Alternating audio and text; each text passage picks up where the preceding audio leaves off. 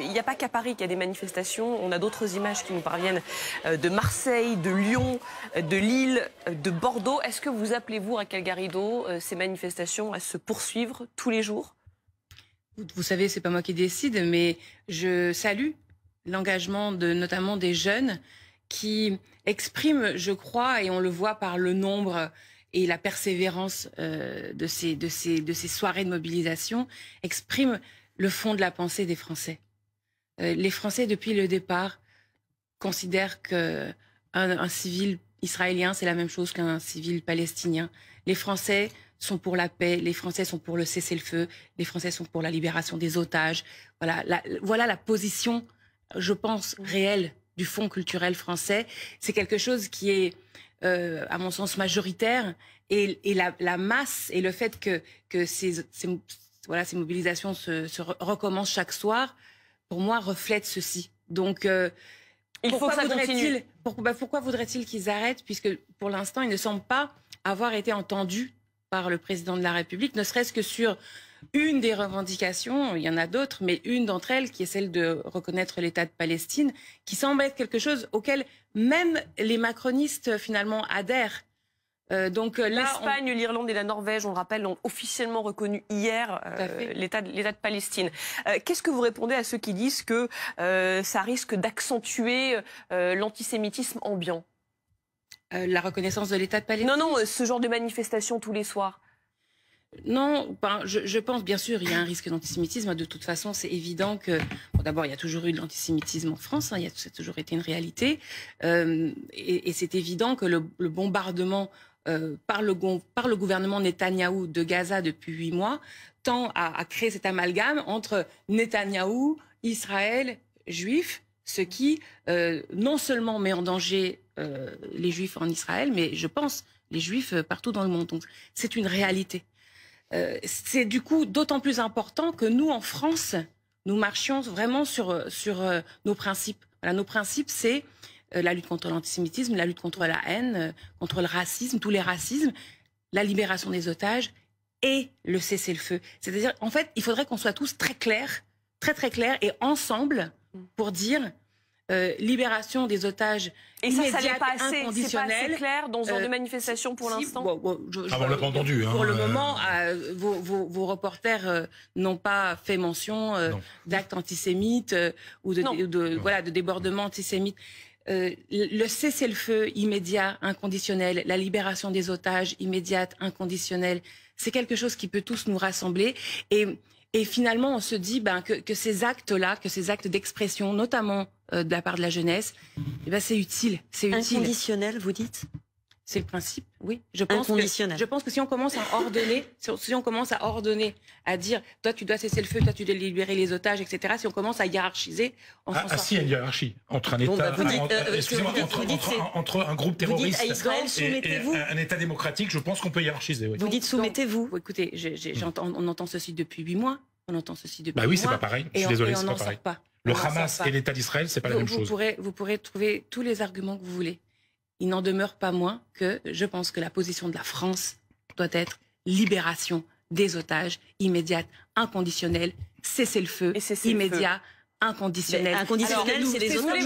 C'est pas ce que nous voulons. Je voulais vous montrer cette image que vous avez dû voir passer sur les réseaux sociaux parce qu'elle est partout. Elle a été partagée 30 à 40 millions de fois. All eyes on Rafah.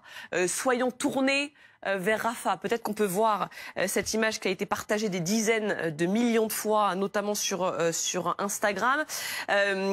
Il y a cette image-là qui fait le tour du monde. Il y a aussi ces initiatives. Benoît Payan qui décide par exemple ce soir d'éteindre les lumières de l'hôtel de ville en mémoire aux victimes de Gaza. C'était à 22h il y a quelques minutes. Il appelle tous les maires de France à faire de même.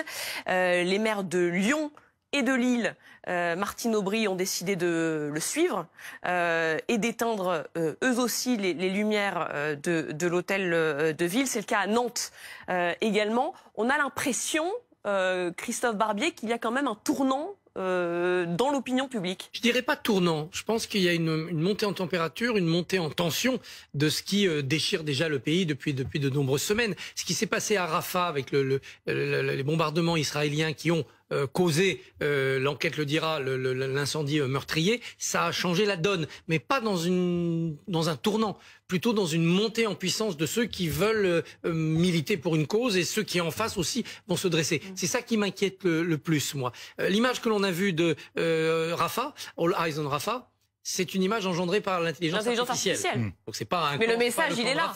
D'ailleurs, il n'y a pas de montagne à Gaza. Non, mais finalement, ça peu importe. C'est l'image, c'est le message qui est envoyé. On voit bien qu'on est dans une guerre d'image. Oui. Guerre contre guerre, massacre contre massacre, etc.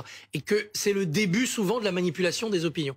Donc il faut essayer de garder raison et de ne pas perdre de vue ce qui s'est passé, c'est-à-dire un mouvement terroriste qui combat un pogrom et ensuite une démocratie qui mène une guerre avec tout ce que l'on peut dire sur cette guerre, dans les erreurs tactiques, dans la manière de la mener et dans les comptes qu'auront à rendre ceux qui mènent cette guerre à un moment donné devant la justice de leur propre pays, Israël, ou une justice internationale. Il y a aussi un phénomène par rapport à une réponse à Eyes on Rafah, je vais le dire en français, ça circule beaucoup aussi, une sorte de contre-réponse. Enfin, de contre-propagande, parce qu'il y a de la propagande des deux côtés en disant, puisque vous avez les yeux sur Rafah, aidez-nous à localiser les otages. C'est la réponse qui circule aussi c'est surtout sur Instagram, les stories d'Instagram. Pardon, mais vous êtes, je pense, attaché à la liberté de la presse, à la liberté d'informer. Et le fait qu'on puisse observer ce qui se passe à Rafah et en rendre compte, je pense, devrait être Rafah où les bombardements, on le rappelle, se poursuivent en consensuel. Malgré la reprocher aux gens de dire regardez Rafah. Ah mais c'est très bien. Rafah où on le rappelle, un camp de déplacés a été touché et où les bombardements se poursuivent malgré les demandes répétées de la Cour de justice internationale. Charles Consigny, votre regard sur ce qui est en train de se passer, ce mouvement qui s'installe visiblement.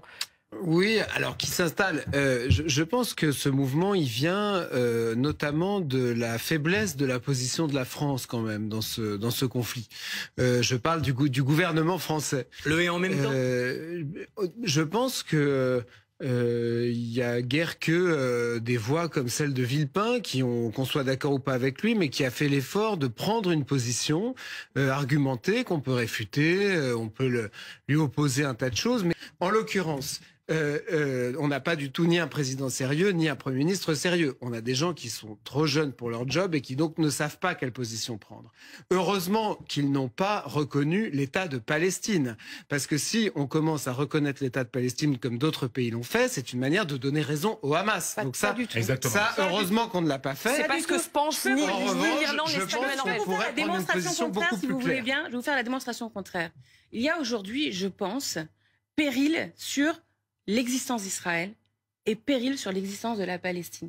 Les voix aujourd'hui qui continuent de dire qu'il faut 2 États commencent à être de moins en moins nombreuses. C'est la position de la France. Par conséquent, reconnaître la Palestine aujourd'hui, c'est renforcer le camp en Israël, en Palestine et partout dans le monde de ceux qui veulent cette solution. Mais une Palestine dirigée par Mahmoud Abbas, c'est pas fait d'élection depuis longtemps. Arrêtez de mettre toujours des mais et des contre. Bah oui, si, quand même. Vous savez comme moi, aujourd'hui, ce que la France entend comme Palestine, c'est l'autorité. D'ailleurs, il y a même une ambassade à Paris de l'autorité palestinienne et même une ambassadrice. Donc, n'allez pas me chercher quelconque dirigeant du Hamas. Mais de toute façon, je vais vous dire... Non, mais Mahmoud Abbas, c'est le président de l'autorité palestinienne. 20 ans qu'il n'y a pas eu d'élection. Écoutez. Dans les relations internationales, vous ne choisissez pas vos interlocuteurs, d'accord? Je vais vous dire la liste des bougres, dictateurs, tyrans, sanguinaires qui sont dans des États reconnus par la France, et après on en discute. Donc vous mélangez tout. Là, la question c'est l'opportunité de la reconnaissance, et je pense qu'elle est opportune. Je pense que ça relève aussi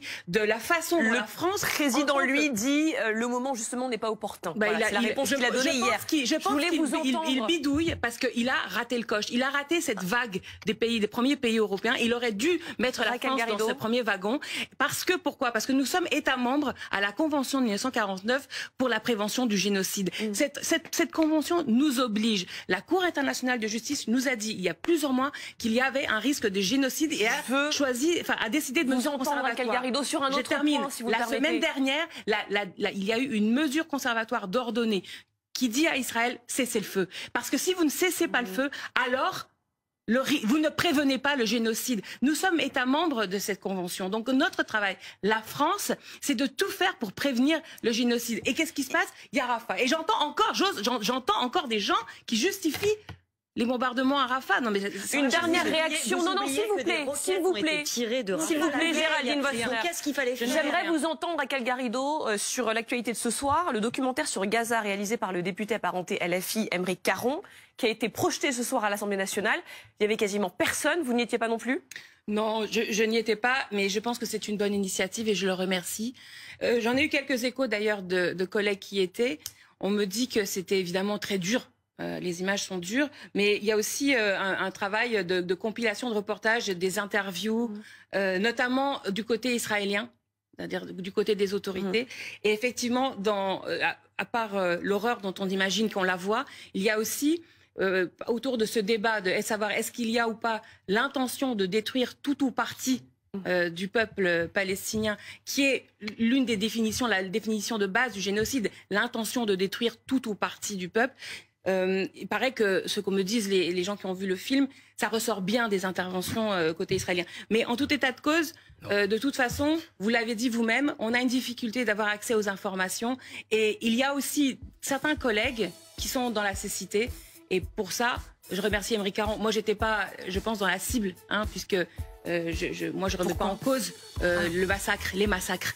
Que ce soit le 7 octobre. Votre compagnon Alexis Corbière, député de la France Insoumise, était sur BFM TV ce matin. Il a dit que pour lui, les images étaient trop dures à voir. Et c'est la raison pour laquelle il n'y s'est pas rendu. Comme ils étaient très peu. Une quinzaine, vous dites oui, une quinzaine, ouais. Frédéric Armel. Merci beaucoup, Raquel Garrido, d'être venue.